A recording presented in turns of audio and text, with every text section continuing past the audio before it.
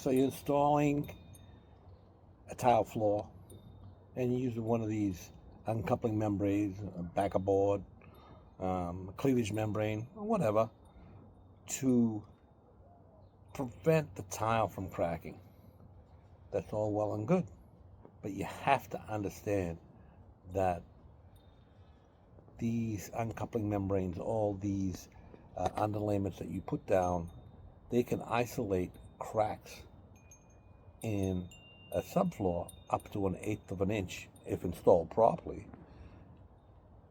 But you have to make sure that you don't have any vertical movement between the crack. If the crack that you're trying to isolate moves up and down, there is nothing that you can install that will prevent that crack from coming through your tile.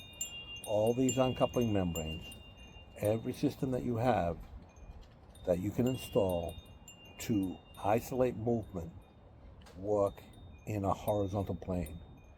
Vertical movement will still come through your tile and your tile will crack. So make sure that you understand exactly what your membrane, uncoupling membrane, Schluter-Dietra, Mapei, uncoupling membranes, whatever it is, that it does not protect you from vertical movement. So you have to be sure that if there is, like I said, vertical movement, concrete, plywood, whatever, right, that the movement that you're trying to isolate is not in the vertical direction. And it can only be up to, most cases, only up to 1/8 of an inch in the horizontal plane. All according to manufacturer's recommendations. Make sure that you install it how it's supposed to be installed. Vertical movement cannot be eliminated if your concrete slab is moving, that crack, that little crack that you have, even your concrete floor is moving up and down, then that membrane is not going to protect you. If it's way more than 1/8 of an inch, it's not going to protect you. Most of them will specify up to 1/8 of an inch. Liquid applied, sheet membranes, uncoupling membranes, whatever. So just keep that in mind when you're installing a tile over a substrate that has movement that is up and down. A plywood subfloor, if it's not tongue and groove, because in many cases you can see that the subfloor has been installed and the plywood is not tongue and groove.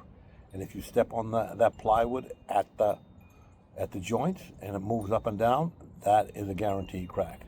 If you've got a concrete floor and one side of the concrete is higher than the other, that will not be protected. So anytime you're installing an uncoupling membrane, make sure that the floor does not have vertical movement in those cracks. I know there's a lot of people that will install a membrane, a coupling membrane, Schluter-Dietra, whatever, and they think that they put that down and that will take care of the problem. It will not. Don't get me wrong. I have used uncoupling membranes for many, many years, and I've had zero problems with it. But like the video that I just uploaded recently, it shows where I had to add blocking to the subfloor because there was a repair in the floor and there was vertical movement between the sheets. Adding the blocking eliminated that vertical movement.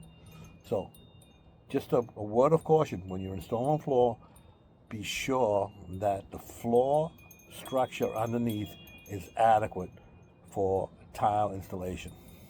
Thanks for watching.